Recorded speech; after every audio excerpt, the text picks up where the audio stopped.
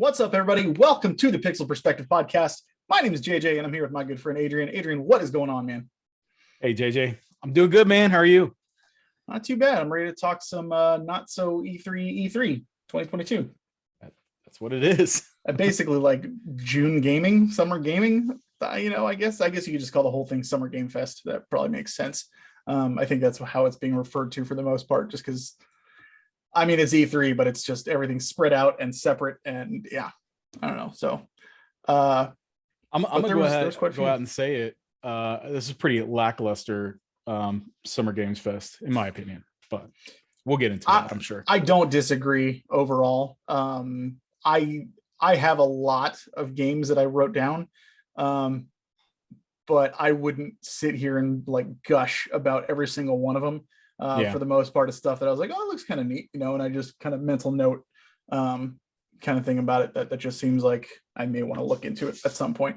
For the most part, that's how it is. Nintendo had some good stuff though, but we'll get into that in a little bit. Before then, what you been playing? Man, I've been playing a lot of things. I actually wrote them down this time because last time I couldn't remember all the things I was playing. So I've been playing some multiplayer stuff with Owen. Primarily. So we've been playing Shredder's Revenge, the new Teenage Mutant Ninja Turtles game. Yep. That is on Game Pass on the Xbox for those of you who don't know. So if you have Games Pass, definitely download that and try it out, especially if you're a fan of the old TMNT arcade games. Also, it is play with PC. Is it? I didn't know that. That is awesome. Eventually, I know everything's going to be cross-play, but right now, just those two are. Okay. Well, as far as like the gameplay goes, it's more of the beat 'em up action, but it is incredibly improved. I guess like the word I'm looking for. It looks great. Feels like you're playing a cartoon. It is just. It's nice and short from what I understand too. What's that? Nice and short from what I understand too. Only about 3 hours to do everything. Yeah, it's not long at all. We didn't beat it. I know there's 16 levels and I think we're on level 10. So yeah, we're gonna get there, but the levels are pretty well. There's a lot of variety, I guess, is what I'm looking for. Yeah. A lot of variety in enemies, a lot of variety in bosses. They bring back a lot of really obscure bosses and stuff from the animated series. For sure. So that was really cool. So every time I see somebody new, I get excited and have to point it out to Owen who it is, because he's very unfamiliar with it. But he's enjoying it. And what's something I find interesting with that game is, I always choose Michelangelo. He is my favorite turtle. So he always has been. So I always choose Michelangelo. Owen doesn't choose a turtle. He always chooses Splinter. Oh. And I find that interesting because I think in his head, he's like, well, all the turtles look the same. So he doesn't know their personalities or anything because he's not familiar with them. But he sees the rat, and the rat is different from the turtles. So he wants to choose the rat. And that's kind of like, I wonder how many other kids or people who are not familiar with it are doing the same thing, just because they don't know the characters. But I found that interesting. The other thing is we started playing Mario Strikers. We barely started that. I got that. I enjoy that game a lot. I really liked it. We're gonna have to get a match together because I am having a lot of fun with it. Owen is not very good at it, so he wants to practice. I'm not very good at it either. I'm not either, but like I understand what I'm supposed to do and how I'm supposed to do it. He keeps wanting to easy to learn, hard to master. Yeah. Well, and he keeps wanting to take shots from the other end of the field. I'm like, dude, you can't shoot from over there. You need to get over, because the first game we played together on the same team, just so there wouldn't be any competition. We're learning together. Right. And every time he grabbed the ball, he would stay over on the other side of the field and try to shoot it from there. It's like, no, dude, pass it over and get it. Let's get it over here. So we went through and we played through the tutorial and learned how to use the super strikes or whatever they're called. Yeah. And those are a lot of fun to pull off when you do. But yeah, he's still learning. He took the game. He's going to practice on his own, he said. Oh, cool. So give him some practice time. The other thing I started playing was Tales of Arise. I started that, really? yeah, a couple weeks ago, maybe last week. I got probably, I don't know, 5-6 hours into it so far. Far enough that you played through it, right? I finished it, yeah. So I got to the part beginning's where great, and then it kind of really, oh man, me, the beginning yeah. is so good. I was like, I'm hoping it keeps up this pace because I'm loving what's going on right now. Don't get me wrong, like I think I'm in the minority in feeling that way, because a lot of positive reviews still came out for it, and people are saying it's like one of, if not the best Tales game. I still think Vesperia is, but and it's a great game, don't get me wrong, but just the momentum for me wore off, and that might just be because the game, Tales games tend to be really, really like character driven and character heavy, and if you just want to get on with the story itself rather than like more just characters talking to each other and banter and everything like that stuff's great. But man, if you're just like over it, which I started to get to that point towards the end, I was like, come on guys, let's go. That's kind of where it was just wearing on me, but it wasn't bad by any means. It's still a really, really great game. But yeah, the beginning is easily the high point, at least it was for me. Well, I think what you described there is just a general thing that JRPGs do. Yeah, no, absolutely. And Tales games are notorious for that kind of thing too. They are, for sure. I always fall off like at the tail end of the game on Tales games. It almost always happens that way. That's right. The only one that I actually finished is oh my gosh, now I can't think of the name of it. It had a sequel. It was on the PS3. Symphonia? No. The one where you can pick one of two characters. Xillia, yes. Yeah. That's the only one I finished. And I loved it. And I do remember at the end of that game, I was like, can we just get on with it? Can we finish the game now? And that's one of the most tame ones with that stuff, which is what's funny. Yeah. Well, so far, I mean, this game has really held on to my interest quite a bit. I mean, it's good. It's really good. I only played like 2 nights, but both nights it's like I can't stop playing. I was just totally into the storyline and the gameplay and everything. The battle system it's more of Tales battle system, but it feels so much better, so much more improved and current. I think they did a really good job with that. A lot of story twists in that game. I need to have some. I was just excited when he Iron Mask finally got his mask broken and I could see his face, because the Iron Mask was getting. Does he just have it like half broken right now? It's just half broken. Yeah. Okay. Yeah. And then I also, you're still super early. I recruited a third character when I stopped playing. So I haven't picked it up since then. And then one last thing I've been playing, and I've only been playing this for a couple of days, is that Live Alive demo. And I'm almost finished with that. They give you 3 characters in the demo that you can play with, and you just play the first chapter of each character. And I finished. So you get this Chinese kung fu master, you get the futuristic robot on a space station, and you also get a like a samurai or ninja in like a feudal Japan. So I've already beaten the Chinese level, the Chinese guy's first level, and the robot's first level. Both of those were very different in terms of like what you were supposed to do and the storyline and everything. Good way or bad way? Good way. Like I like stories. I like it that they're changing it up. It doesn't drag out. I'm able to it's not just the same story with each character. Right. So with the Chinese guy, he is looking for somebody to pass on his kung fu to. The concept sounds really dumb, but when you go and start meeting people to try to recruit, that's where it gets interesting. And you start learning about these different characters and stuff as you go and trying to find people to teach your kung fu skills to. Once you find all the people, that's the end of the chapter. So then I went to, and the battle system. The battle system is super unique. It's like a mixture of a tactics game and just a standard JRPG battle system. Hmm. So you're on an invisible grid, and you can move your character a certain number of squares, and you have a set number of attacks, and each one of these attacks they hit different squares. So you have to plan your attacks and plot where you want to be to make these attacks. And it's a lot of fun. I enjoyed it. It's fast. It doesn't slow down at all. I feel like, at least early on, you get more attacks than the enemy does. So it makes it quite a bit easy compared to like a tactics game or something. But not everything has battles in it. Like the robot section has no battles in it. There are some battles in there, but they're completely optional. But it's more focused on the story, and that one left on a big cliffhanger, and I was like, oh, I got to know what's going on. So that's already got its hook in me, and I'm ready to pick up that game and play it when it comes out. Cool. Now, a friend of mine sent me a text just today about it, asking if I played the demo. He said it's great. It is great. It really is. I played. Cool.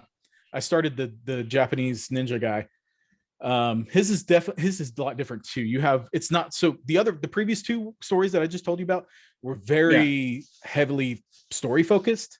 This one is not as much as the other two. It's more about exploring this map and you have a goal you need to accomplish. And so there's a lot of exploration and utilizing of stealth skills and stuff like that, but it's not a stealth. It's not annoying stealth. It's very basic stealth. So yeah, there's a lot of variety in the gameplay, a lot of variety in the storylines. The graphics are Octopath Traveler. It feels like Octopath Traveler. I gotcha. Sequel. It's not as much of the shiny glares that Octopath has. Like the water reflections and stuff. But it's pretty. I like it. It looks really, really good. It's making me want to go check out the Super Nintendo version because I've never played that before. Never came out here, unfortunately. Yeah, the fan translations and stuff, like that's definitely something I probably will play after I finish this remastered version. Cool. That's it. Yeah. All right. So I finished 3 games, 2 of which were on my list. I finished Crisis Core finally, right before they announced the remake of it. Which, I mean, like I told you, like I still probably would have played the original first anyway, because I like to do that with Final Fantasy just because that's how I am. I'll still probably play the remake at some point. I wasn't super in love with the battle system, so it'll probably be a while before I play it. I thought it was fun to learn about Zack and Sephiroth before all the events of FF7. But overall, FF7 is just a way superior game, in my opinion, by a long shot. And I don't think that's like, any coincidence or anything like that. I think it's to be expected, but it's decent. It's good. I know a lot of people swear by that game and love it. I love the characters and well, story's kind of iffy because I think some of the side characters they added in are just, I just see Nomura everywhere. I play those games. It's just rough. He's staining everything with his mark. it is cool to see some of these characters that you didn't get as much info in from the other game, and get their background a little bit. So that I'll give that to it for sure. And then Terranigma on Super Nintendo, I finished up. I was really looking forward to that, and because I've heard nothing but amazing things about that game, and I was not disappointed, but I was far from blown away. It was a mediocre action RPG for the Super Nintendo, in my opinion. I liked the story, but the dungeons just dragged on so long. It was just mind-numbing. I don't like when things overstay their welcome, because I get to that point. You know me, when I start playing a game, I want to finish it. Yeah. And if you get me in your game to a point where I'm forcing myself to finish it, I'm going to not have fun with it. I'm going to still do it, but that's going to affect the way that I feel about it. And that's, that's unfortunate, because I totally understand that, like, I have the freedom to just stop playing and keep that positive view of the fun times that I had with it. But that's not the way I'm wired. Like, once I started, I want to know what's going to happen towards the end. And I really like the story. I think the concept of like restoring the world from nothing all the way to like human civilization and robots and stuff is so neat. But just the dungeons just dragged on for so long, and it really just got to me after a while. It only took me, I think, 13 hours to finish the whole game. And that took me about 3 weeks, because I would only play for half hour or 45 minutes at a time, because I would just feel like it was a slog and I was forcing my way. I felt like I played 45 minutes, but I felt like I just finished up like a 2-hour marathon. Like it was just rough. And so I know Cameron, buddy Cameron was playing it along with me. I don't even know if he's still playing it, to be honest with you, because I know he kind of started to feel the same way I did at a certain point. If you love that game, that's awesome. I'm not saying it's a bad game by any means. It had its moments where I was just like, all right, I'm ready to be done with this area. Let's move on to the next thing, because I want to see what's next. It just overstayed its welcome in many cases. That's unfortunate, because I keep hearing it's the best one of the trilogy. I thought that, Soul Blazer was my favorite of the three. And I think it's because with the three of them, for me, the gameplay is what shined through the most. The stories were fine. They were not like super deep or anything like that really made me think or anything like that. Terra Nigma, I will say, probably has the deepest story of the three, and it does have some like thought-provoking things in there. There's some dark moments in that game, like crazy crap. Goat cannibalism, I'm looking at you. But it's like I kind of like, I would zone out because of the long freaking dungeons and areas that I was running through. But Soul Blazer had that consistent, fun gameplay all the way through, where every single area you went to didn't overstay its welcome, and it felt like you were accomplishing something, because once you completed an area, it would unlock something, give you an item, and you would get something out of it. You weren't just backtracking to go through it again. And you completed areas for reasons to do things, and it just felt like things were just moving, and it was all about the gameplay, and that's why it's my favorite of the three. Having not played any of the other ones, I'm going to have to agree with you. Soul Blazer is an incredible game. That's one I mentioned before. Like, as soon as I get started playing it, it was hard to put it down. But it was exactly that reason you said. There's always something new that you're unlocking. It moves at such a rapid pace that it never gets stale. Right. Yep, absolutely. So yeah, I'm glad I finished it, and I'm glad it's done. And I also finished up with Brian Guild Wars 2, the first expansion, Heart of Thorns. We are taking a break from that because that gameplay is so frustrating the more it goes on. We just scream in Discord the entire time while we're playing it, because it's so frustrating. Half the attacks you can't see, you don't know what to dodge, you don't know what's hitting you. It's definitely showing its age in the gameplay, and it's really frustrating. From Brian and I are both MMO vets. We both come from raiding backgrounds and like World of Warcraft, Final Fantasy and stuff. So we are used to learning mechanics and like figuring out patterns and everything like that. But in Guild Wars, it's like you literally cannot see some of the things that are happening to you. You will just start losing health and taking damage. And it's like, what the hell's hitting me?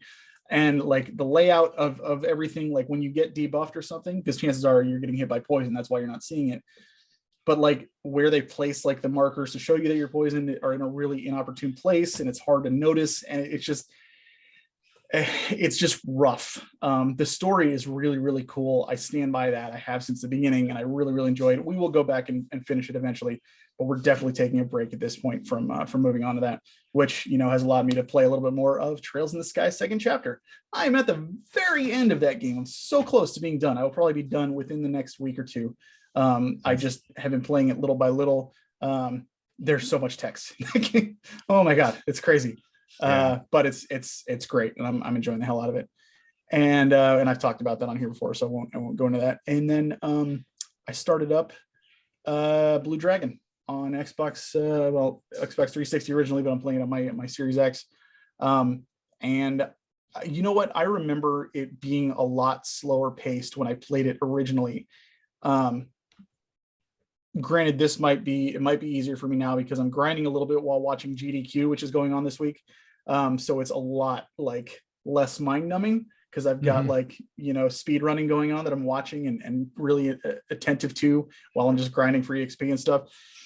We'll see how that works out when I have to start paying attention to the TV again. I'm paying attention for the story and stuff like that, which I enjoy, and it's fun and quirky.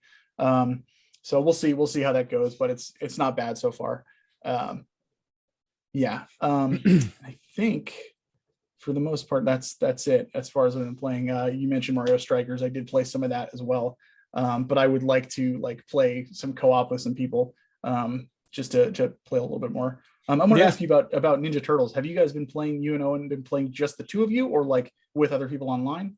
Just the two of us. I wanted to play with my brother, but his internet went out, so he hasn't been able to play. There's matchmaking, right? Like you can group up with random people and stuff. Okay. But I didn't want to do that. That's fair.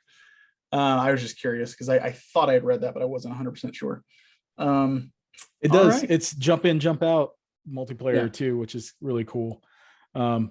Definitely, like we could play through that if you want to hop on there, or even Mario Strikers. I want to get some online play on Mario Strikers, see how that goes. What do you have Turtles on? Xbox. Oh, you do? Okay. Because I think Brian and I are talking about possibly playing it tomorrow night. Him on PC, me on Xbox. So we'll see. I'll let you know if we hop on there. Okay. You want to get into Not-So-E3 E3? Yeah, kick it off, man. I got stuff from all 15 showcases that went on. I took notes and I had a lot to write down. And that's so crazy to be like, I was so underwhelmed with everything. And I was telling JJ this earlier, but even going back and trying to come up with a list for this show, my reaction to everything was like, yeah. That's there was, first of all, there wasn't a lot new that was announced, and the stuff that they talked about that has already been announced was stuff that I really wasn't interested in anyway. And I don't know if it's just my taste in games, or if just what's going on, but I find myself more drawn to classic style, retro style games, more cartoony looking games. And the more realistic these games get, the more it really kind of turns me off. And it's just not for me. I remember talking to Brian one night when we were playing Guild Wars, and he's all about the newest, the greatest, the best graphics and everything.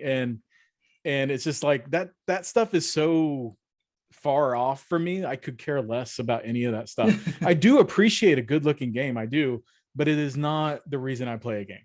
So, so for me, you'll notice that a lot of the games on my list are going to be from that match that style that I'm talking about. So, okay. So why don't I go through, I tried to order the conferences in conferences, showcases, whatever you want to call them, presentations, in the order of things I considered the least people would, at least in my opinion, be interested in, all the way up to the most.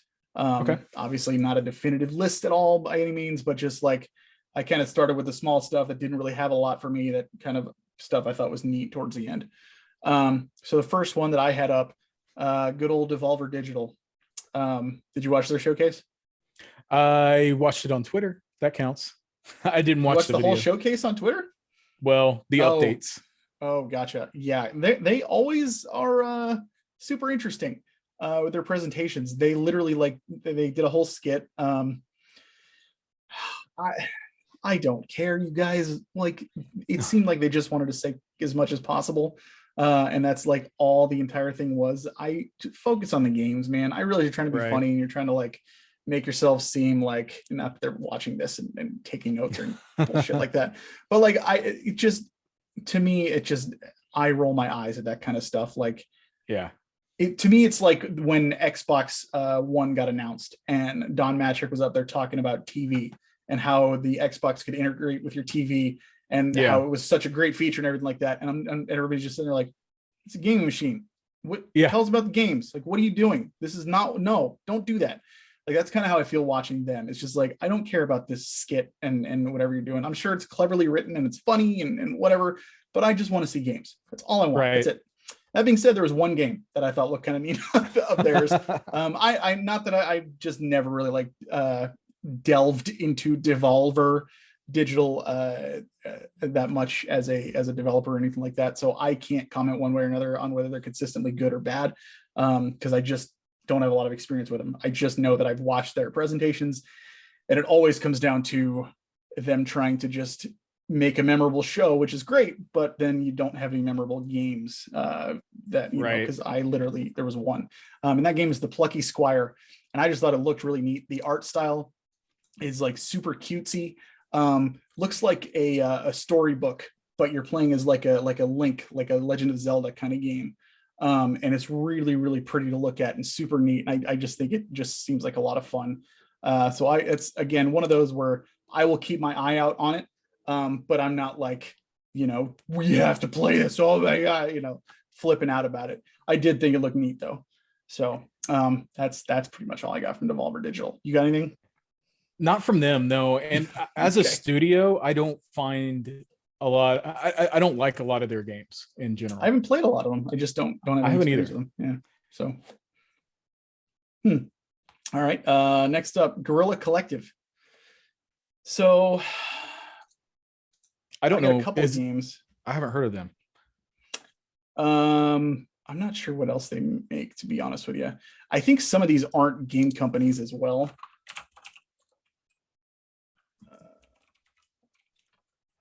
I think some of them are like literally like a conglomerate of studios that like did a showcase together. Okay. Yeah, I think it's just the name of the showcase where a bunch of like companies got together and put it together. I see. But there is a game called Nivalis or Nivalis, one of the two that is like, so it's like cyberpunk, but you are basically like you're living in a cyberpunk city, kind of just doing your own thing, and then you are trying to run a restaurant in that and make it succeed. And the aesthetics, like go look at screenshots of this. It's spelled Nivalis. Just go look at the aesthetics. The screenshots in this are so beautiful. If you thought Cyberpunk 2077 looked cool, this is going to be right up your alley as far as the way it looks. And just the concept of like kind of like making decisions to make a successful business and that kind of thing. And I just thought it was a little unique. And I another one that I would definitely like just keep my eye on, and check out at some point in the future. And the other game that I saw in their showcase that I thought looked neat was Captain Velvet Meteor. And that looks to me like basically like a tactical RPG Earthbound kind of game. I just thought that looked so neat. I'm a sucker for a good tactical RPG. So it's, again, another one of those I'm going to keep my eye on. Got a really neat art style. So again, go check that out and see the screenshots. And well, obviously these all are trailers too, so you can go check that out and probably better than a screenshot. But Captain Velvet Meteor, I thought looked neat. So I missed both of these completely, but looking at a screenshot now, at least there's a picture of him in a bedroom. It reminds me of Mega Man Battle Network. Yeah, he's got a little bit of that like that kind of art style to him, for sure. Did you watch any E3? That's two showcases that you did not watch, sir. So if it's so far, if it's a developer that I'm not interested in, then I don't feel the need to have to watch it. So unbelievable. Boy. This next one I have then is Netflix Geeked. So Netflix did stuff all week. I did not watch all of it because like 99% of it pertained to like shows and stuff that was coming out and everything like that. And even their like quote game show that they did, a lot of it focused on shows that were based on games, which is, you know, kind of cool if you're into that kind of thing and you're looking forward to some of that stuff. I don't delve too deep into it just because I'm in the middle of watching so much other stuff at the moment. But one thing that I thought was kind of cool, there's no like specific or anything like that, but I did not know this, and I verified it on my phone.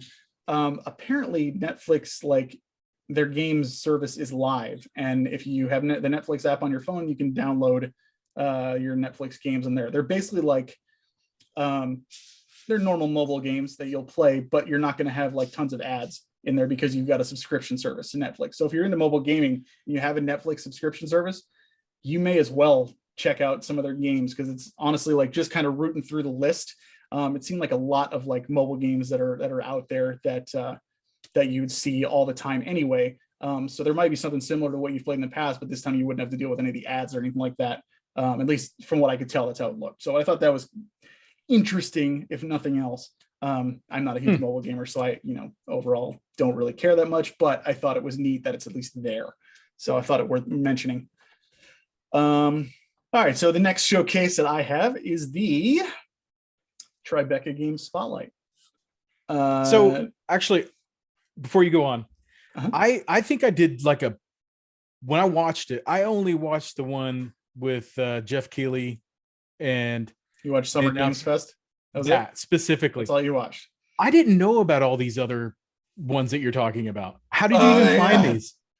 Because I look. Man, I went to Google and I literally typed in like E3 2022, and then they say like, here's what you can expect from, this time period. I didn't see it. I just went specifically to the ones that, Gamer I guess the bigger gone. ones. I'm not gonna lie, I fully expected that. I had to look for these, admittedly. I did. So no, it's fine. It's fine. And quite frankly, in some of these, like some of these games were showcased in some of the other presentations as well. But like you don't get a lot of like the indie titles and the smaller stuff. So right. That's kind of why I wanted to check those out. So that's another thing. Like I'm just generally not into indie games either. So that could be a reason. That's fair. This first game though, I know you've at least like heard of and or seen some of it for Plague Tale Requiem. Yes, I did. I still haven't played the first one, and I want to so bad because it looks spectacular and I've heard great things. The first game looks excellent. Yep, and this one looks amazing too. They had a really, really nice long trailer for it, and it's I just think it looks fantastic. So you've played the first one? Yeah, I fairly recently, maybe a year or two ago. I think I talked about it on an episode before, but it's not a very long game. You finished it? Yeah, it's cool. It's like 10-hour-ish game. Okay. But it's got a lot of really cool mechanics with stealth and with light. You have to use light to move around because the rats are scared of light. And it's kind of a puzzle game. It's an action puzzle game. So there's elements where you need to sneak around and not get caught by guards and things like that. And there are other parts where you need to figure out a way to avoid guards and rats. It's got a lot of really cool ideas in there. The storyline is excellent. The characters are a lot of fun. It's kind of a depressing game, but I mean, that's what it is. It's a Plague Tale. So it's about these two kids, brother and sister, trying to survive, trying to escape. And the game starts off really strong too, by the way. Some very big plot devices to kick it off is, it catches your attention, and it really never lets up. It's a great game. So cool. Requiem looks fantastic. I'm definitely going to be playing that. I'll definitely be checking out the first one as well, for sure. Cool. And I think they showcased a little bit of that at either the Xbox or the Sony one. The graphics in that game look really, really nice. It's crazy. It's too bad you don't like realistic graphics though. I know. It's a substantial upgrade over the original though. So I'm impressed by that. Interesting. Cool. Next one that they had on there that they showed quite a bit of was Cuphead Delicious Last Course. That came out today. Yeah, I am not a massive Cuphead fan, but good Lord, you can't help but just find that artwork incredible. Yeah. And the animation in that game, it is absolutely spectacular. It really is. I've played the first game a few levels with a friend of mine, and it was fine. It's not really my cup of tea. It just kind of like I see what you did there. It just took way too long to kill anything. Which again, another one of those where you're gonna lose me if something takes way too long. Bullet spongy enemies, not my thing. It would be cooler if they had like numbers or something bounce off of them to let you know that you're doing something. Yeah, right, absolutely. But I imagine some people would say that takes away from the challenge because you have to kind of like keep you on your toes. So which I get to a certain extent. I mean, definitely not knocking it. It's a great game and beautiful. And then the third game that I have for them is a game that I'm not really going to say anything about because I just want people to go look it up. The game is Immortality.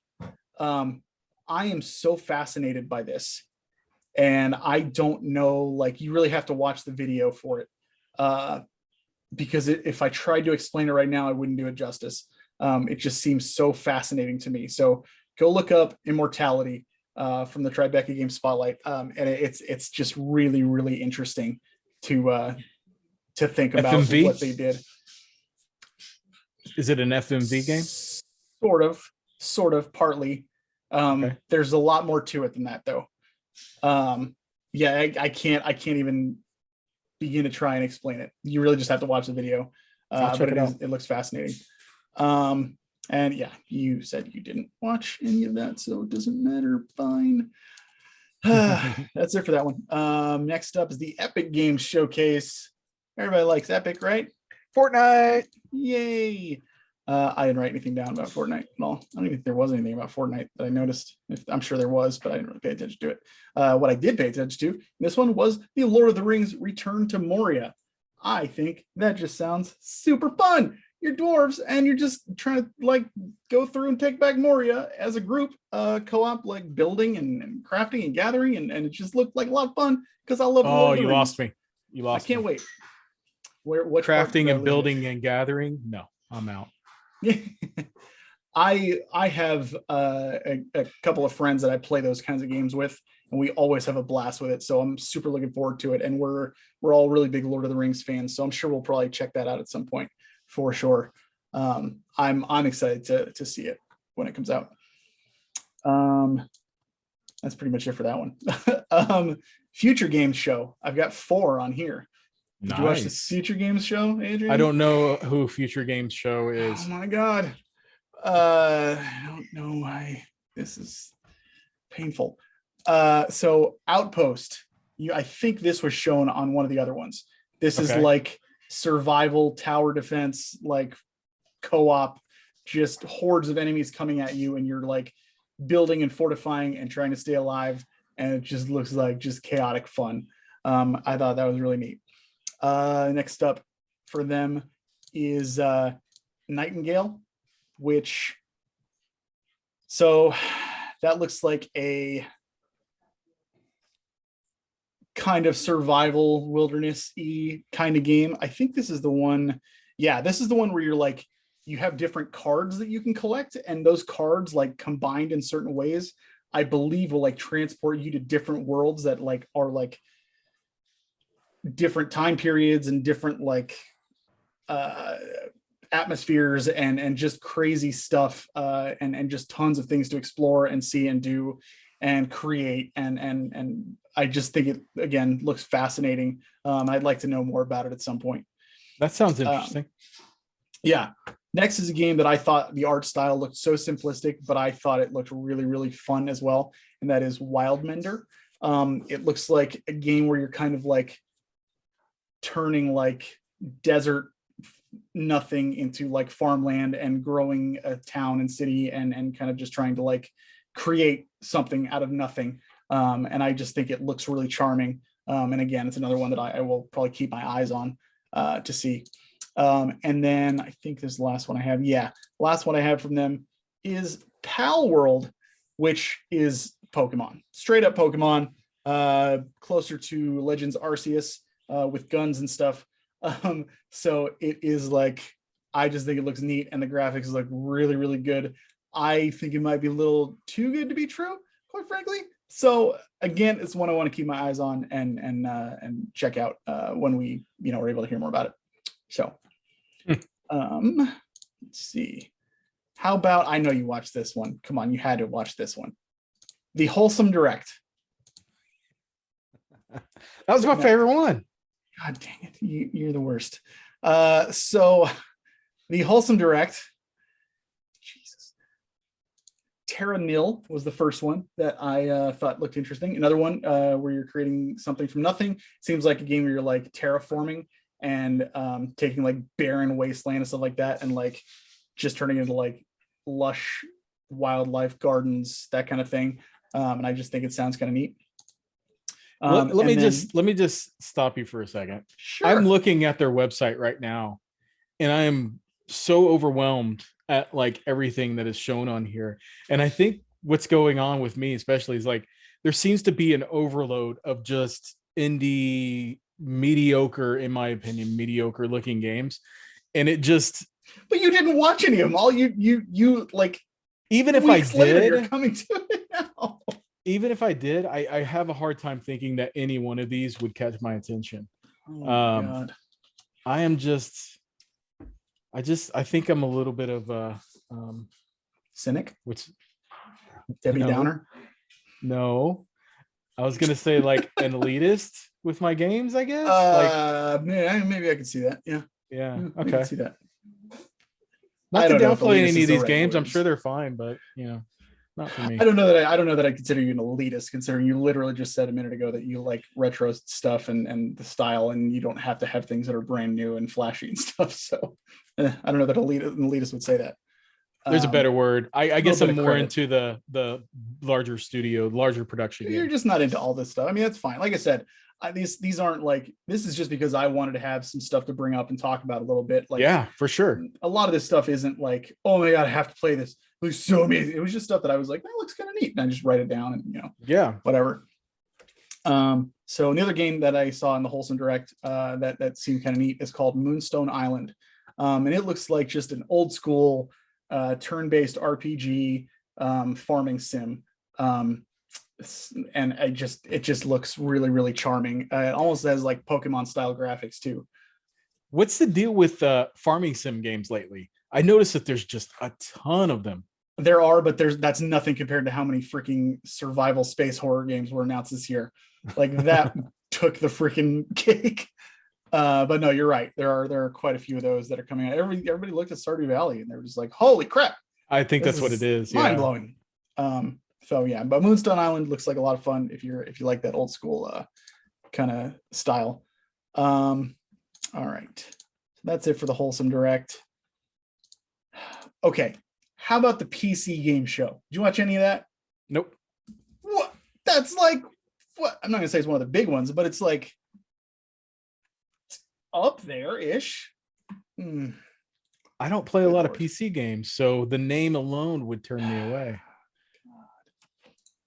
Well, the thing is they sometimes like have world premieres with it that end up being multi-plat. Yeah. So it is interesting to see some of that stuff. Like, so there's a game called Invincible.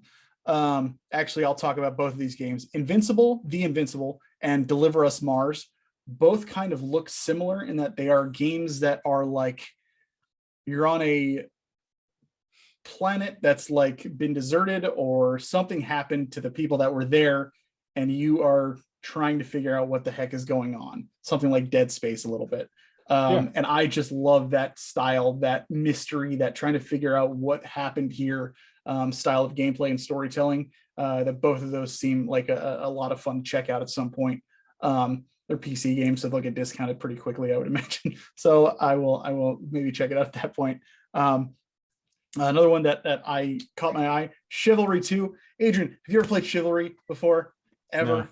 Oh my God, it's so much fun. If you've ever wanted, not that I've like literally wanted to, but if you've ever found, let's see, if you find entertainment in being in the middle of a medieval battle of like just arrows and swords and axes and sieges and all that stuff, that's what Chivalry is. You're just in the dirt, beating the crap out of people with your battle axe and like just armies clashing, and it's violent and awesome, and it's so much fun. I love it. Chivalry 2 is coming out. My brother Brody, that is his favorite game. He loves those war games, and he plays the heck out. Even today, he still plays Chivalry. Chivalry. He plays. Yeah, he plays. Chivalry 2 is coming, and it looks great. I'm so excited for it. I had a blast with the first one. And then Deceive Inc., which I like. So I play a lot of board games. One of the styles of games that I really like are like hidden role games. If you ever played on PSVR, Werewolves Within, it's kind of like that, where you are like trying to find a killer, and you are like walking around this giant area, talking to people, trying to gather clues and all this stuff, and it just seems really fun for one of those hidden role games. So sorry, my dogs are going crazy. you're good. I'm watching my audio, and every time they bark, it goes, whoa. Hopefully I can remember and edit that out. Sorry, listeners, if I forget. All right, they're going outside. We're good. All right, good. All right. And then the last one that I had for them was Demon School, which looks like sounds like an anime. Early PlayStation, late Super Nintendo stylish graphics. Really? Persona. Okay. What it looked like. That sparks my interest. Yeah. So it's Demon School. Okay, I'm gonna look that one up. Pretty much exactly what it looks like. Yeah. And that was it for PC game show for me. Okay, this one you had to have watched. You had to watch this one. The Capcom showcase. Yes, I absolutely watched that one. I wouldn't miss that one. Oh my god. All right. Why don't you talk about anything you found interesting? All right. I actually have 2 games on my list from Capcom. Okay. The first one was the lesser of the ones I'm excited about, and that's Street Fighter 6. I'm a sucker for Street Fighter games. Like, give me a new Street Fighter, I'm going to be excited for it. I'm going to play it. I think it looks cool, except some of the character designs are a little iffy for me. They're weird. Yeah. Very exaggerated in their appearance, but you know what? It doesn't bother me too much. Like, I'm okay with them changing things up. I mean, I'm curious about it being like you're traversing a world, though. That seems a little weird. I don't know. Like, everything that I didn't get much from that announcement. They didn't even really show much gameplay. It was all like videos and stuff. But or at least I thought it was, unless that is actually gameplay. Did they? Yeah. I mean, all I remember from that mostly is Guile, and I thought he looked cool. This is some hard-hitting stuff, Adrian. Thank you for your insight.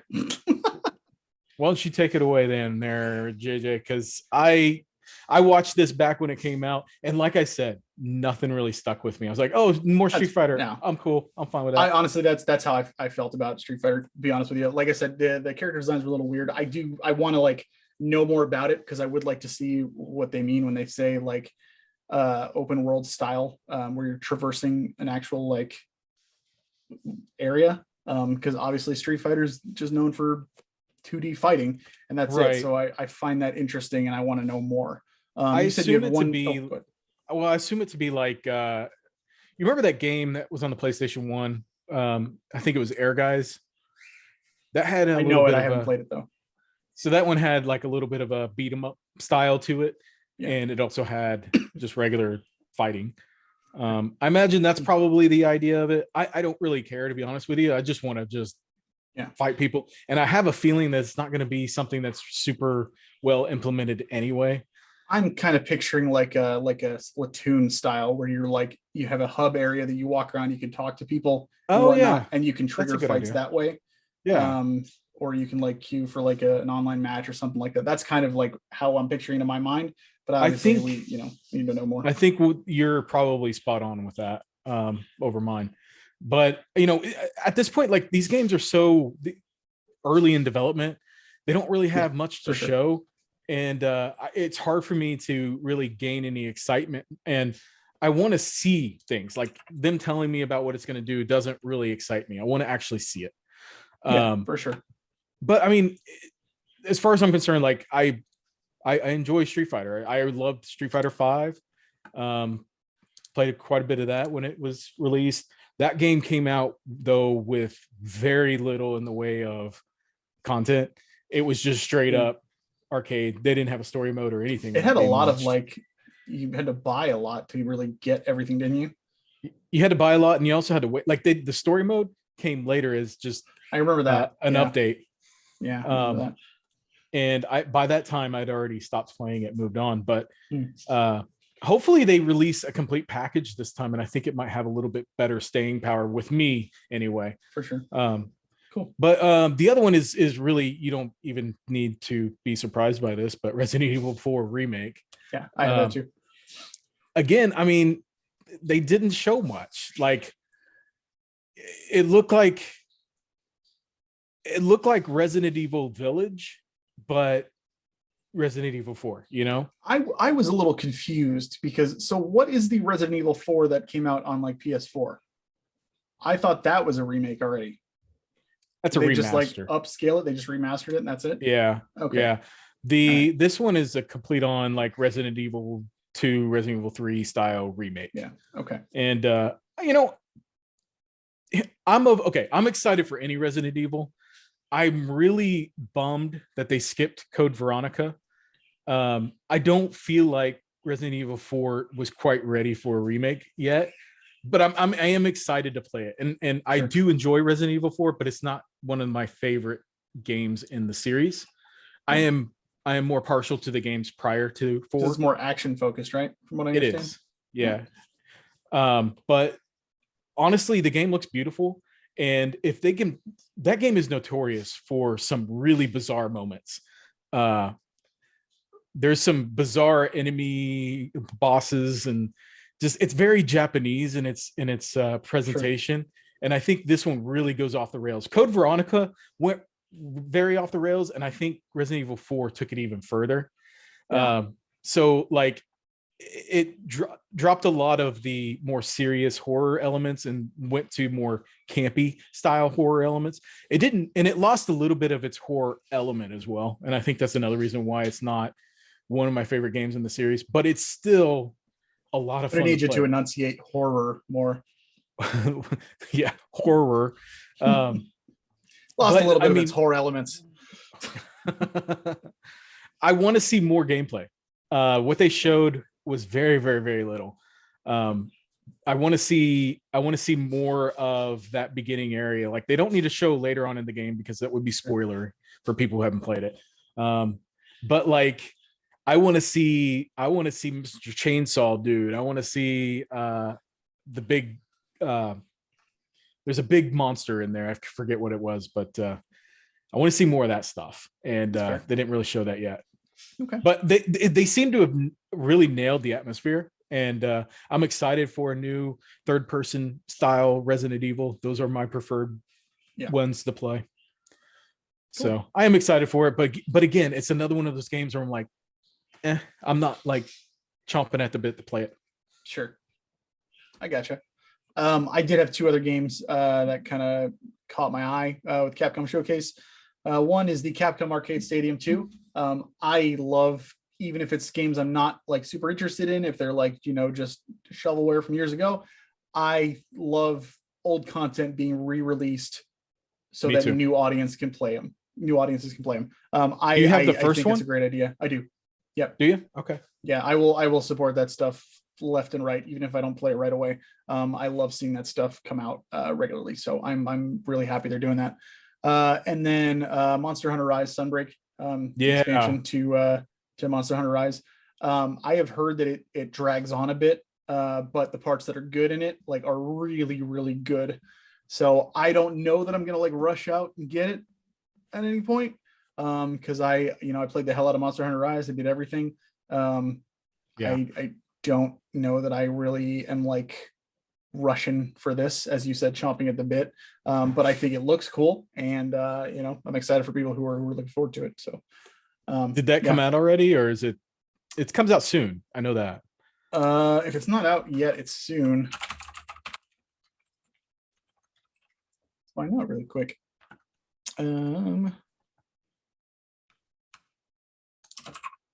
Sunbreak release date. Oh, hey, came out today, June 30th. Oh, wow. There you go. Yep.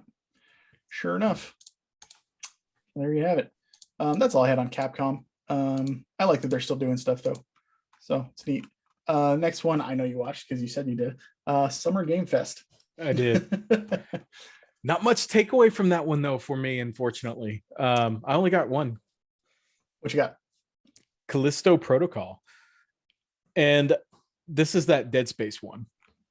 I thought it was Dead Space when I was watching it. I was like, oh, cool, a new Dead Space. And I was super excited. And then it was like, oh, wait, this is not Dead Space, but it's essentially Dead Space. It is like so close to looking to Dead Space. And that's fine. I love the Dead Space. It looks awesome. Games. It looks really cool.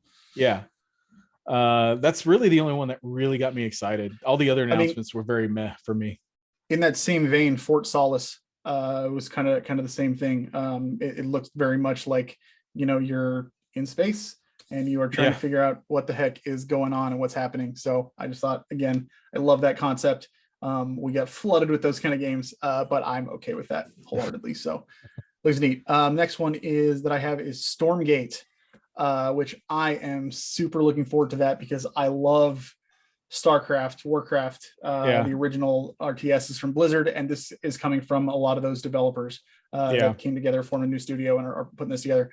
So I am absolutely looking forward to it. I think it looks great, and I can't wait to hear more about it and try it out at some point. That is something I legit am excited for, and will try out. Cool. And then I don't know how to pronounce this, but Honkai Star Rail. Go with that. It is basically, I think it's from the same people that made Genshin Impact. It looks like a new game in the kind of the same vein as Genshin Impact, and I think Genshin Impact is a fantastic game for what it is, for being free and just having this massive, expansive world to dive into. I haven't played as much as I would like to of it because I know that if I actually gave it the time it deserves, I would not play anything else. So I had to kind of step away from it. But this one looks just as cool. And if it's anything like Genshin, then I have no doubt it's going to be great. So yeah, for sure. And then the last one, just because I have recently started watching the show and I love it, that is One Piece Odyssey. I had no interest in One Piece for the longest time because I thought it looked dumb. And I was like, oh, the main character has stretchy arms. Cool. That's really dumb. And I don't have any interest whatsoever. And then I watched one episode and I was like, this is all right. And because I kept hearing everybody telling me how great it was. Then I watched the second episode. And I was like, all right, it's fine. And then I watched the third episode and I was like, oh my God, this is amazing. And now I'm on episode like 70 and I can't stop. I need to watch it, man. I'm so into it and it's so good. And it's honestly very reminiscent of Dragon Ball, the original Dragon Ball, not Dragon Ball Z. It's really? Yeah. Okay, I do need to watch it then. I am enjoying the absolute hell out of it. And One Piece Odyssey is One Piece, but a turn-based RPG, brand new coming out. I love the Fairy Tail anime and the Fairy Tail RPG that came out. I really enjoyed. So I'm really looking forward to this one too. I cannot wait, especially now that I know the characters and the main story. So that one did grab my attention, not knowing anything about it other than what the characters look like you said. I thought visually though, I thought the game looked pretty nice. So it caught my attention at least. Yeah, I'm really excited, especially just considering how into the show I am now. So yeah, for sure. What is that on? Is it on Crunchyroll or whatever? Oh, no, you mean that? The series? One Piece is on. It's on. I think it's on Crunchyroll. It's on Funimation. It's on Netflix. It's on Hulu. They all have it. Okay. Yeah. I'm gonna check that out. There's a lot of episodes though. I'm talking like in English alone, like that are dubbed, like almost 300. And then if you're talking like adding the Japanese in, you're talking almost 1,200. Damn. So yeah, it's long. It's long running. Yeah. It's getting close to wrapping up finally, but it is very, very long. So that's another reason that it took me so long to take the plunge and get into it. But now that I'm watching it, I can't stop. It's great. That's awesome. So, all right, now we're getting into the big ones. Well, there was one more announced at that show. I don't know if you're excited about it or not. Yeah, no, what's up? The Last of Us remastered. Like, what is this? It's a remake. A full-on remake. Yeah. If there ever was a game that I didn't feel needed a remake, it would be The Last of Us. No, it's so weird. But you know what? I know a handful of people that are super excited for it. Brian. Oh, really? He has bought the game every time it's come out and played through it every time it's come out. He loves it that much, and he's super excited for this one. It's a great game. I can't fault anybody for loving it that much.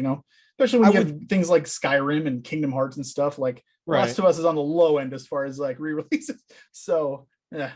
I am interested to jump back into it because I mean I haven't played it since the game came out originally, which wasn't that long ago, you know, considering.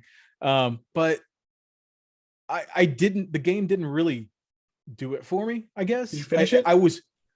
Yeah, I loved the idea of it, and I couldn't wait for it. And I think I overhyped it in my head before the game actually launched.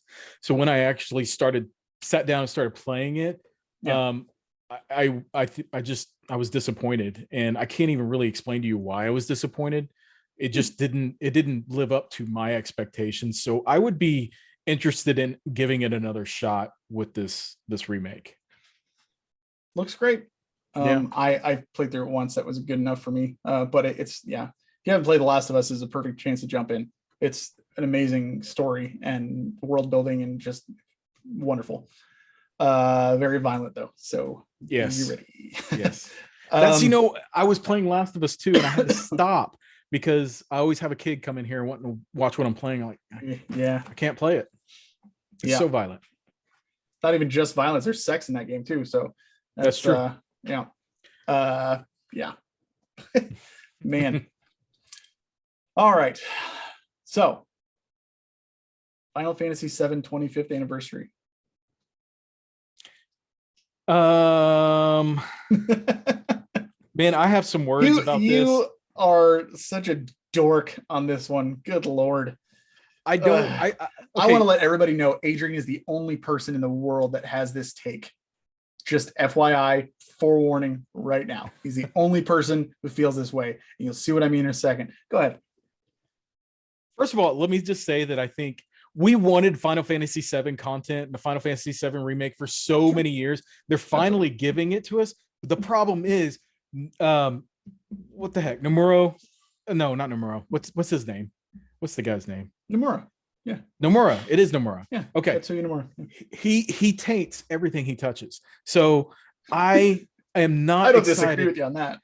I'm not excited anymore. Like I feel like we're getting an oversaturation of this Final Fantasy VII right now, and it's not not making me happy. This naming system that JJ has pointed out to, this is the thing. I hate it.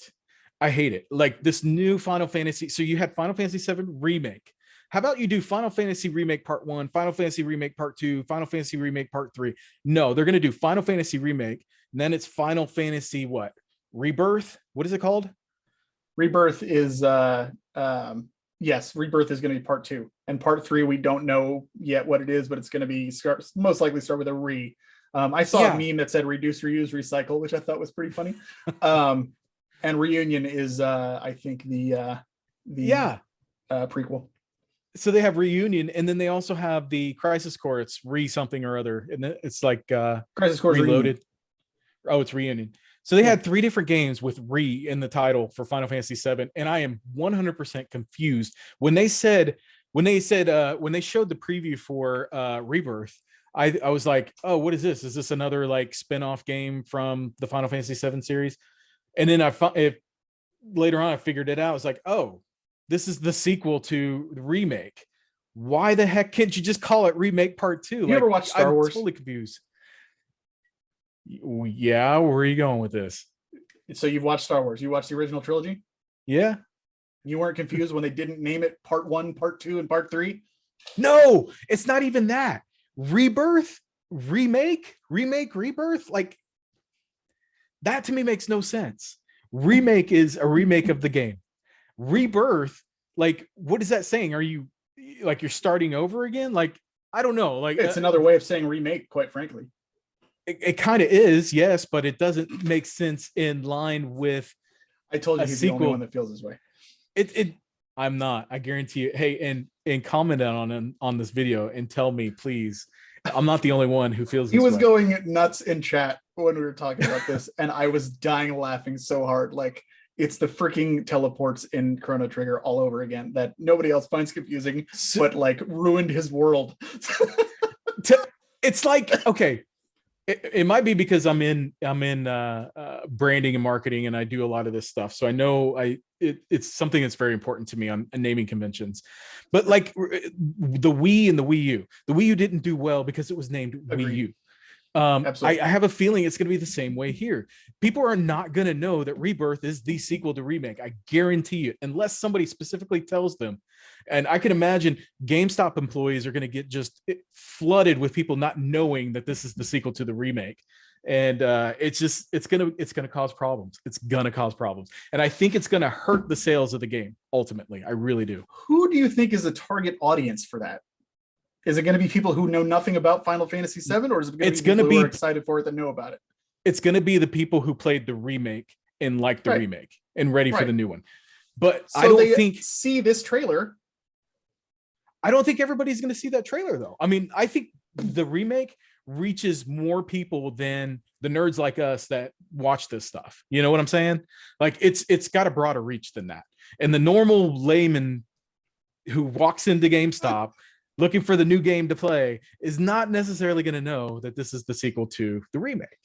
So I don't know. I just feel like the naming convention sucks. And then on top of that, when you have two other games that are not linked to these other than them being a Final Fantasy VII game, don't put Re in the title. Just give it something completely different.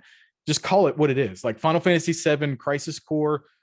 You know, I guess it's a remaster, isn't it?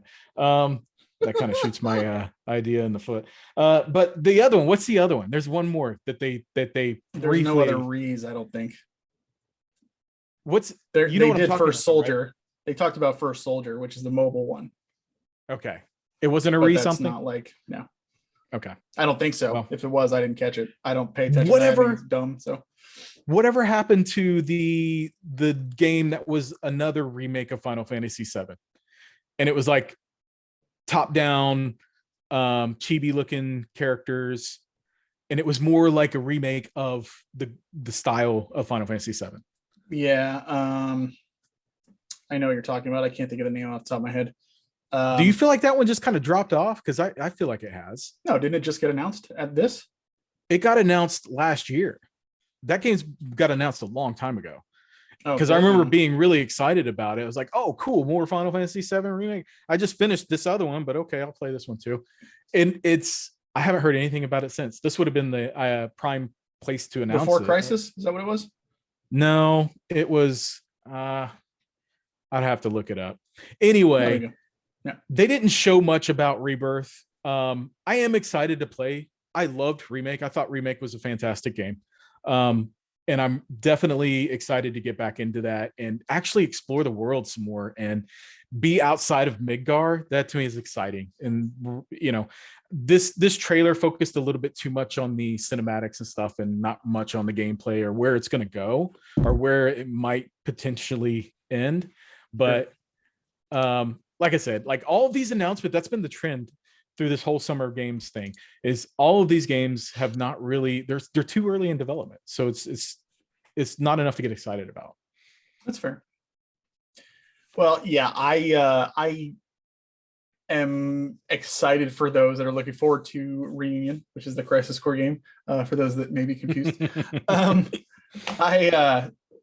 I like I said, I just finished that game, so I'm not like in any hurry to play it again at all. I may play it somewhere down the line.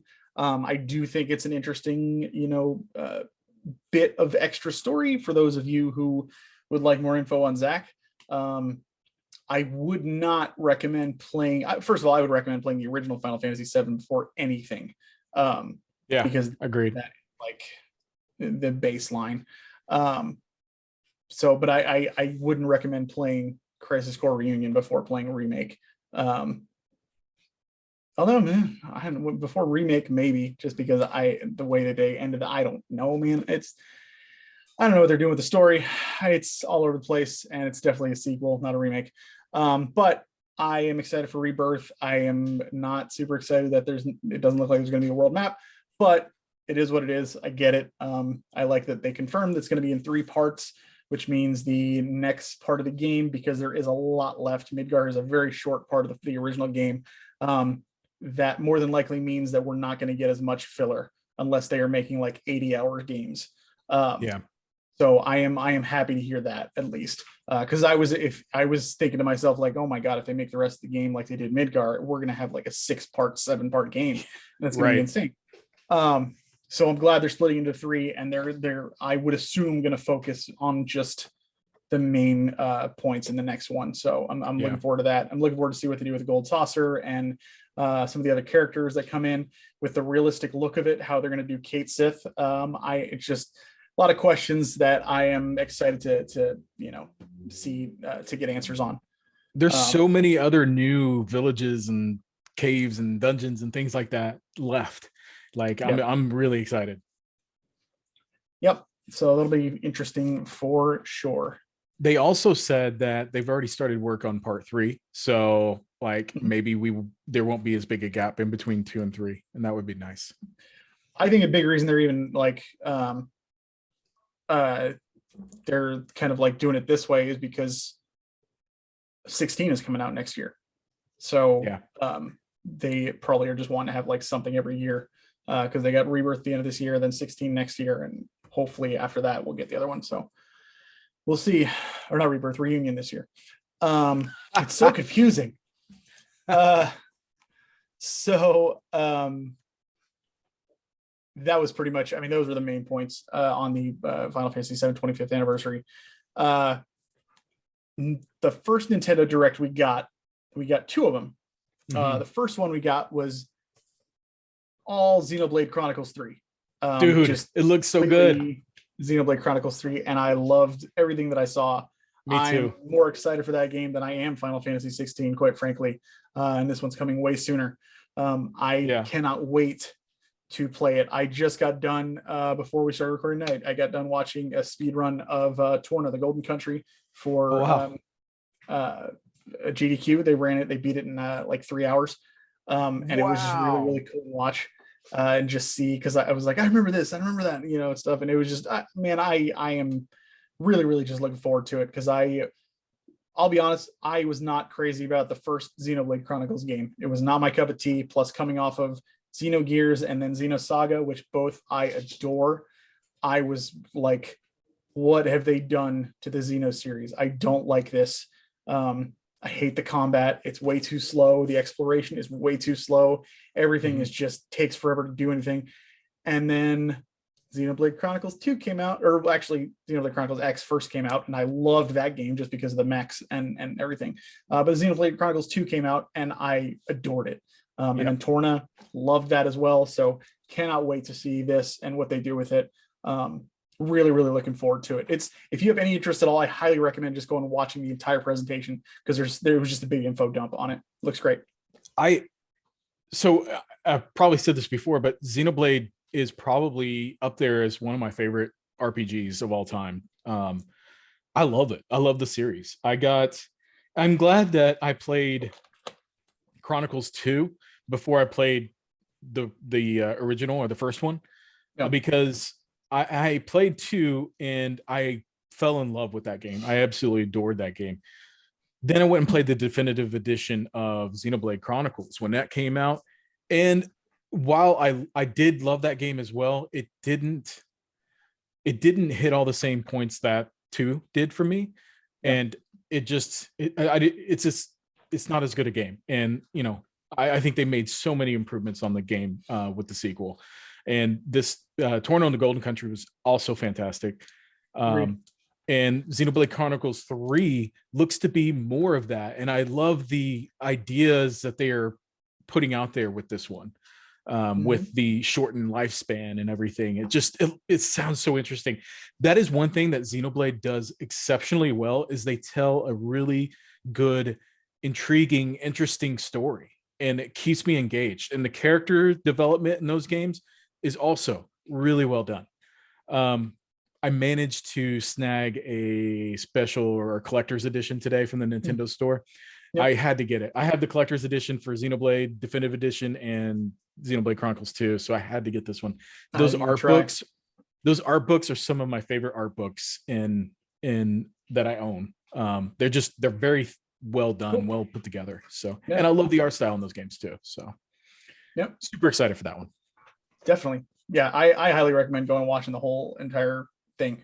It was a great presentation, and we'll be playing it in a month. So yeah, super excited. very soon.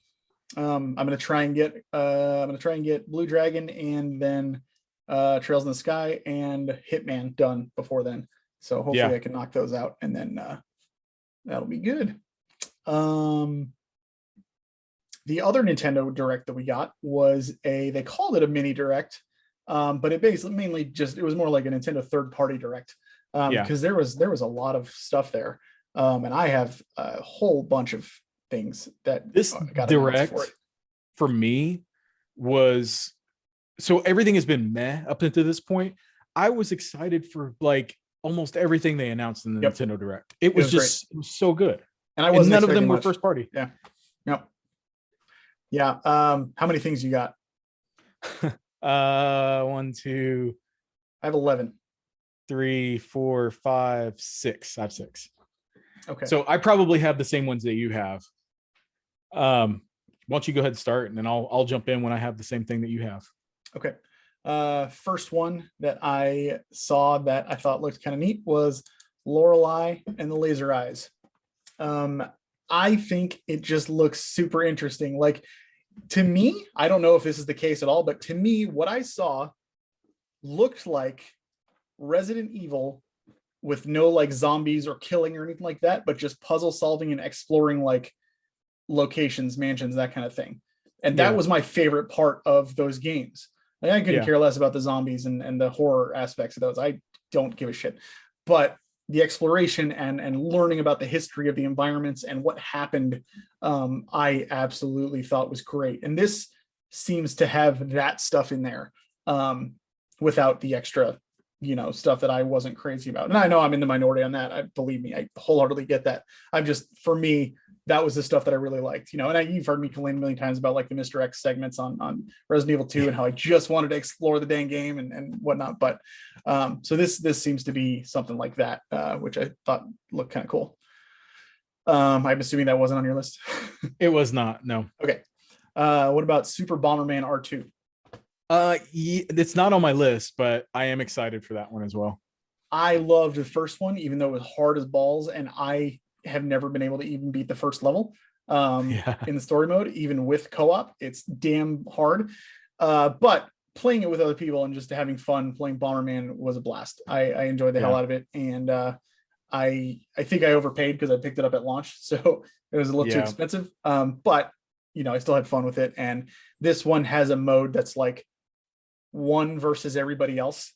And I think that sounds kind of neat. So I'm looking forward to checking it out for sure. Although this time I will probably wait for a price drop before I pull the trigger. Me too. Yeah, that's why I didn't have it on my list. It's not a one I'm going to buy when it comes out. Next one I would assume is probably on yours because you sent me a text about it right away. That is the Mega Man Battle Network Legacy Collection. Hell yeah, dude. I'm very excited for this. Anybody who's watched our earlier episodes knows that I was on the hunt for all these games because I wanted to try them out. And there's, different copies, like how you have Pokemon Red and Blue, that kind of thing. Yeah. There's some different color options and stuff for some of the versions of Mega Man Battle Network. And so I've been kind of on the hunt for those. We have some stories, in our older episodes. You want to go listen to those, talking about when Adrian found a big box full of them, and I was able to snag, like 7 all at once, which was great. It was awesome. And so now to have this full collection all in one place, both versions of the games that have 2 versions, I think it's just awesome, and I can't wait to try it out. This is a super cool collection, man. I have all but the first 2 games in the series, and I only have one version, not both versions of each numbered sequel. So I have played, I think I started with 3, and I played a good chunk of it. And I enjoyed the heck out of it, man. It is so unique. The battle system in that game is so unique. Like, nothing has ever like come close to that since then. And the storyline is really interesting. Just everything about it. And I kicked myself for having missed out on this series when it launched originally. But I mean, it didn't appeal to me back then because, hey, this doesn't look like Mega Man. I'm not interested. That was my thought process, But now, having gone back to it here recently, it's turned into something that I really enjoy.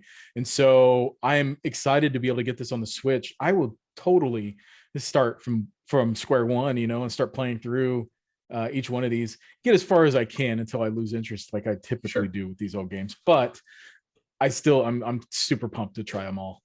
Yeah, definitely. Next, I've got Pac-Man World Repack. It's just a remake of Pac-Man World. I've always wanted to play Pac-Man World because I always thought it looked kind of neat, and I never had the chance to. So I'm super excited that I will get the chance to now with this. I never was a fan of the Pac-Man World games. I never tried them, so I just thought they looked kind of neat. So I mean, I guess they didn't grab me. I remember the one that came out on the GameCube. I only bought it for that Pac-Man battle game that came with it. Although it is a little confusing that they're calling it Repack. Come on now. At least it didn't follow re something before that, or they're not launching other games with re in the name. Oh boy. Next up, I've got Mario and Rabbids Sparks of Hope.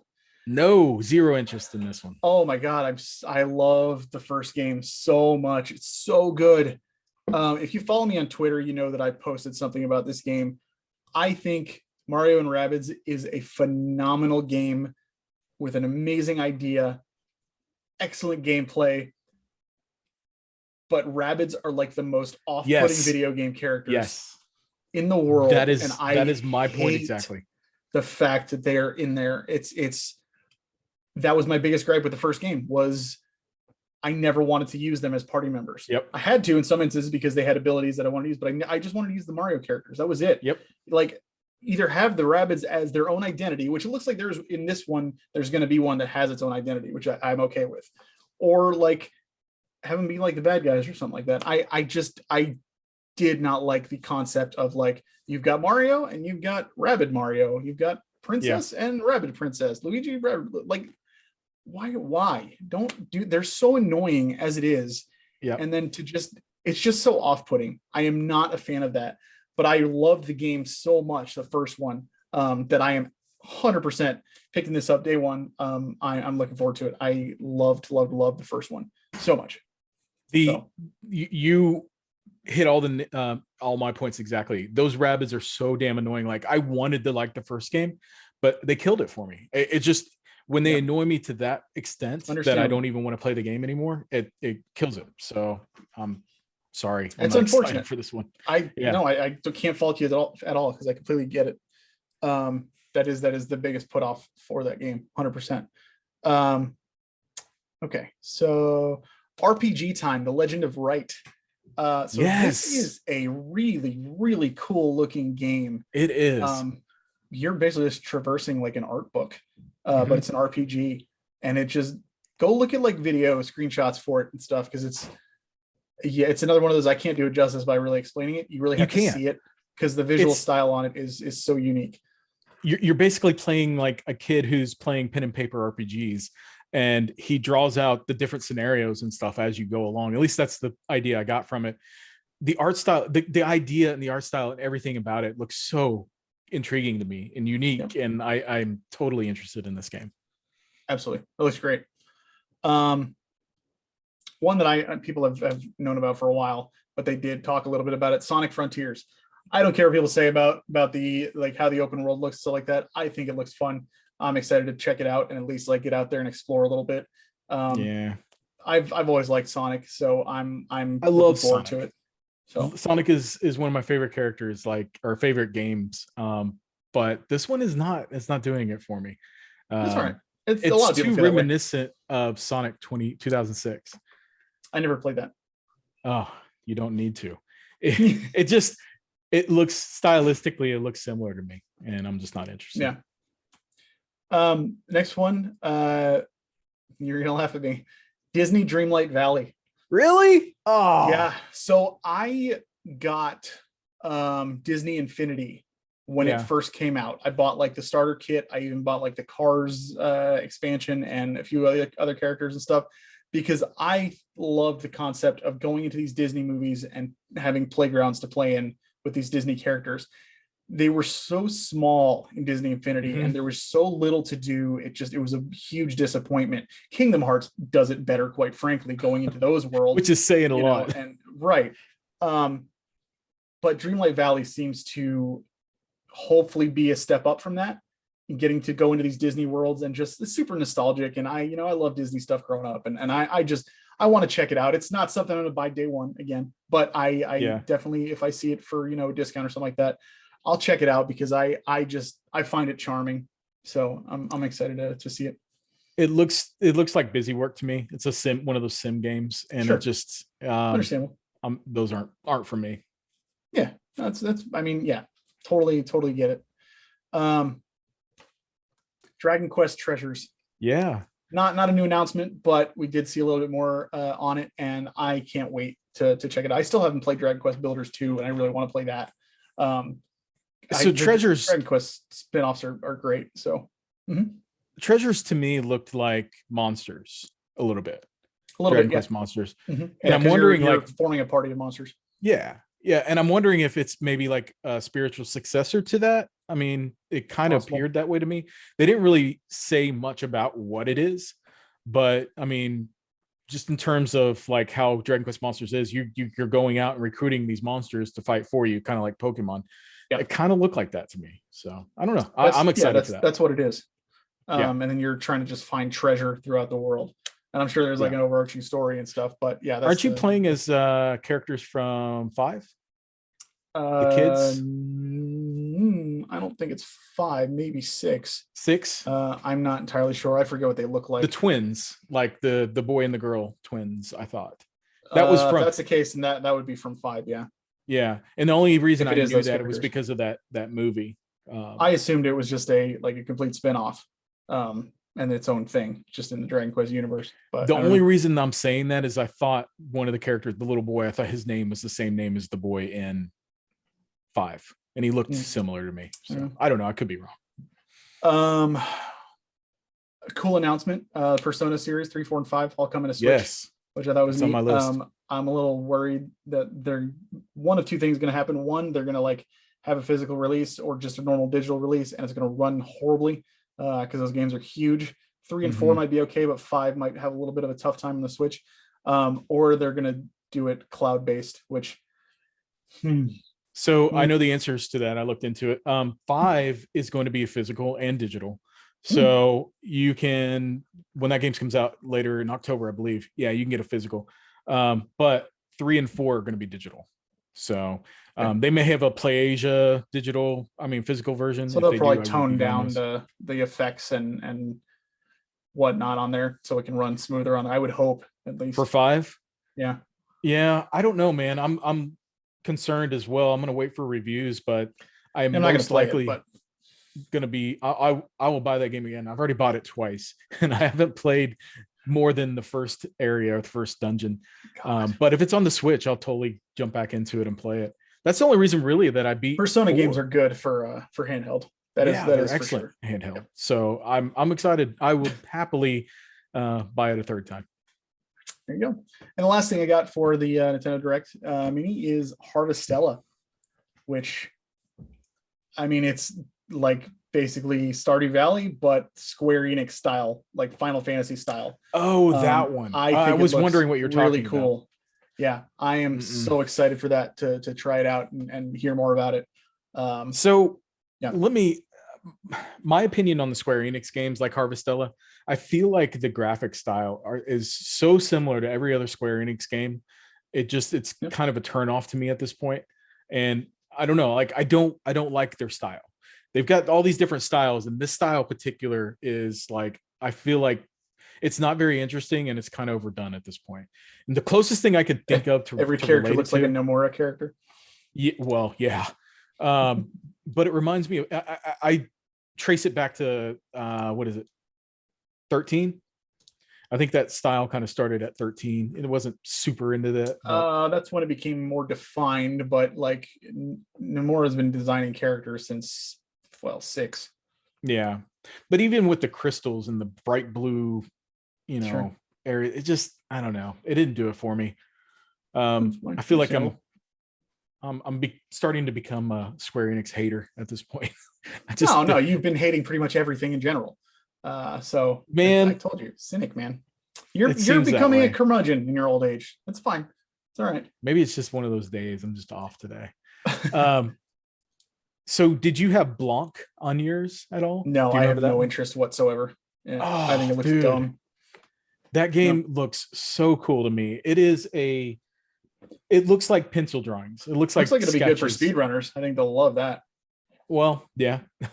But I have no interest. It's just black and white. You play as this little dog or something. And there's two different characters that are like have this friendship and you play through with them or whatever, but that really wasn't the appeal to me. The appeal to me was the art style. I love this pencil drawing sketch black and white look that it's got, and I'm very interested. It does look cool. I just it's not my kind of gameplay. Yeah, that's all. So yeah, I as soon as I saw it on the screen, I was like, oh, this is going to be a banger. People are going to love this. Yeah. So a lot of people are looking forward to it. So it's just not my kind of thing. That was all I had for Nintendo. Yeah, that's all I have as well. The big ones being Mega Man and Persona, which are games that already came out that are coming out again. I don't know why those are the ones I'm most excited for, but I'm happy when more people get the chance to play other games that they wouldn't have gotten a chance to otherwise. So I'm glad, even if it's something I'm not going to pick up. So next one, I've got Xbox and Bethesda. So first thing on there, Forza Horizon 5, Hot Wheels. Yeah. Oh my gosh, man. Hot Wheels is the whole reason I started playing Forza Horizon in the first place. We're back with Forza Horizon 3. Yeah. That got me into it. And I was like, oh my God, I've been missing so much with this game. Wow. And I fell in love with it. And then I played the hell out of 4. And then I played the hell out of 5 when it came out. And now I've played it so much that I've just been waiting for something new. I logged in the other day for the first time in like months. And I had so much free stuff that they gave me. It was crazy. But I cannot wait. Just, man, open world racing enough is like so neat. But when you throw in literal Hot Wheels tracks with like loops, and apparently in this one, you're going to be able to design your own. And like, it's just so awesome. They're literally like freaking floating race tracks. And it's just so neat. I cannot wait for freaking Hot Wheels to show up. It is spectacular. At least it was in 3, and I have no doubt it's going to be great in this too. Pick this up. Hot Wheels Unleashed. It's an arcade style racer. It's not going to be Forza style, so don't go into it like that. But like think like Mario Kart, but you are at racing on actual little Hot Wheels race tracks. This is a fun game. Okay. Highly recommend it. I can't imagine it costs too much, right? I got this one on clearance for $5 at Walmart. So okay, yeah, so probably not. Yeah, all right, I'll look into it. But it's a lot of fun, and I'm also very excited for the Hot Wheels one on Forza Horizon 5. Didn't we play through one on 4, or was that Lego? There wasn't Hot Wheels on 4. Lego was on 4. Hot Wheels was on 3. That's what literally got me into the Forza Horizon series. Was I was just like, oh, Hot Wheels tracks in a racing game. That sounds kind of neat. And I like just started playing it, and I was like, oh my God, this is amazing. I am excited. Yeah. Like I love when they intermix this realistic world with some just real cartoony looking stuff. I was wondering what they were going to do, because they did the Hot Wheels, then they did Legos. Yeah. And for this, I was like, well, they're not going to repeat, are they? Man, but then in the back of my mind, I was like, God, I would love to do another Hot Wheels one. That'd be great. And they do. And I was so happy. And that means we got still one more expansion coming. So who knows what it could be. Yeah. It's great. So I'm excited. And I bought the special edition when I first got the game. So I've already got it included. So cool. Super excited for it. Next thing I have there is As Dusk Falls, a game that we heard about a while ago. Honestly, I wasn't super interested at first glance.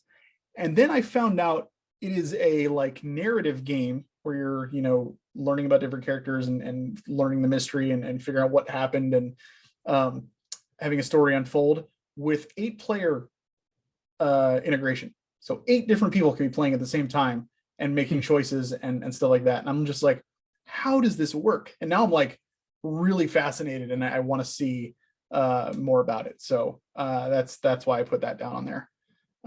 Yeah. So I assume by the look on your face, you didn't have that. Yeah. Okay. I also have that Persona 3, 4, 5 are also coming to Xbox Game Pass, which I think is awesome as well. That's great. I'm surprised that it wasn't sooner, to be honest with you, but better late than never. Right. And then and we talked about that with the Nintendo things, the same thing. And then obviously Starfield, which I think Starfield is probably biting off more than it can chew, which is par for the course for Bethesda. So it feels like it's going to be another what was that game that's that other space game where you're traveling to different planets and stuff, and it didn't No Man's Sky. No Man's Sky. It feels like it's another No Man's Sky. Is like completely different and is like widely popular. It's crazy what they've done with that game now. So it's night and day.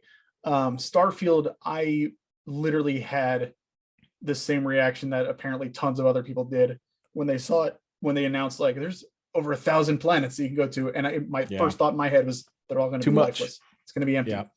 And then I go online and that's what everybody's saying. They're all like, it's going to be dead planets, nothing there. I was like, yep, I knew it. Man.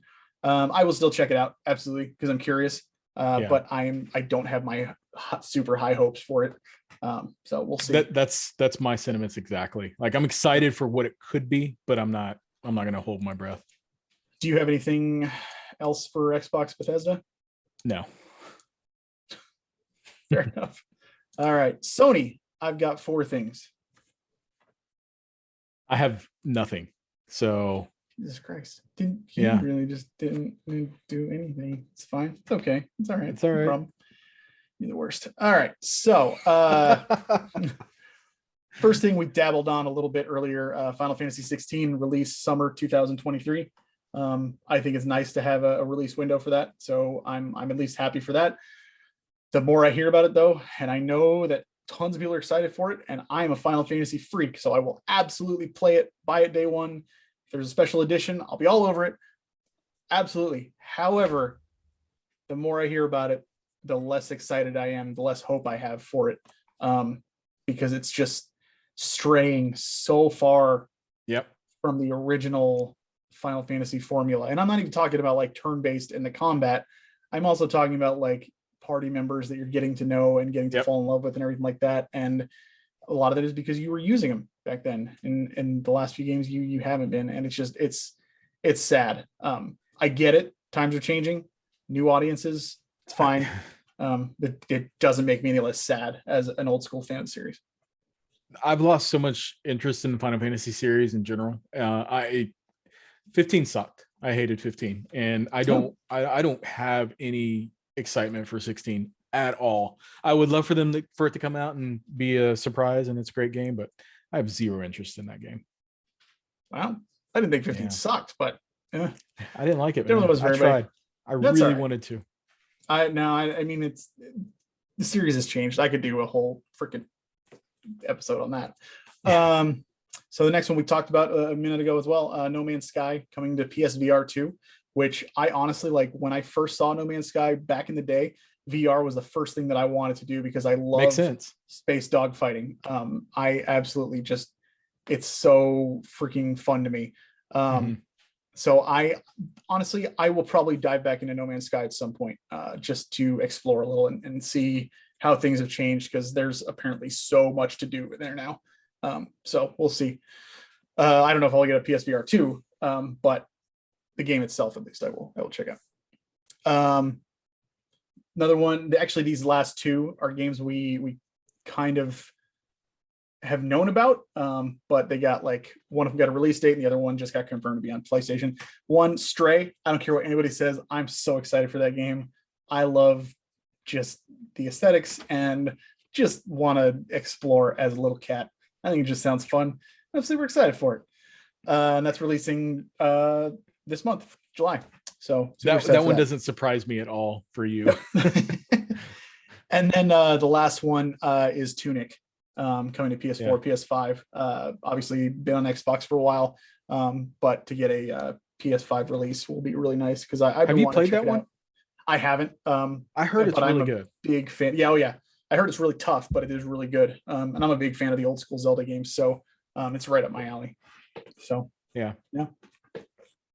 And that is, in fact, Ryan Reynolds was telling me about it, how much he loves that game. So I definitely want to check it out. You were talking to Ryan Reynolds? Yeah. No. Did he tell you just a bit about it? He told me just a bit, enough to make me interested. He said it was like Zelda, and he loves it. I was like, okay, that's all I need to know. I'll check it out. And it's on Games Pass. Yeah. Yep. Yeah, it is.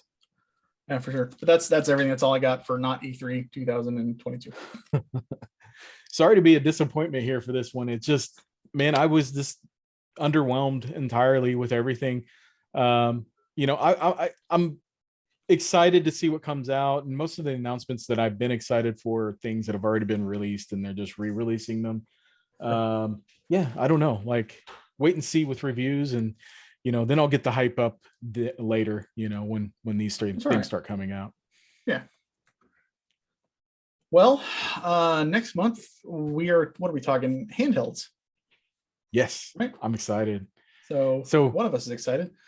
I'm super excited, man. You should be too. There's a lot to handheld. Like I think it'd be really fun to talk about.